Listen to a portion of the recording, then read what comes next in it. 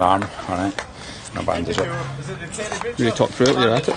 Yeah, so I would clean the wound with water first of all, sterile wipes, and then just dressing and bandage going to go across. You're going to hold that for me, that end. Don't be a stick if you need it. And then we'll start from the bottom, and then we're just going to compress as we're working up over the wound. Once we get to the top, we come down in one go, so we're not compressing on the way down. Back down in one go again. Starting to run out of dressing, so we'll just tie that off just to get a wee bit of tension over the cut, over the wound. And we'll just get scissors and trim the edges.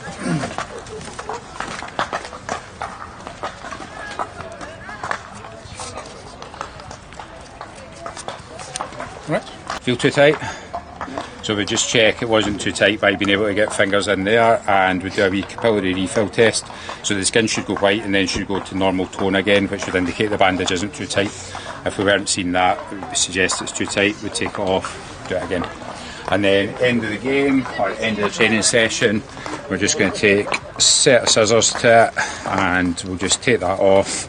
We'll clean it all up again, and then we'll just redress it.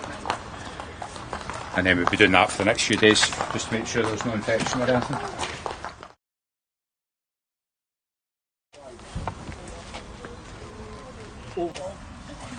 Right, let's go again.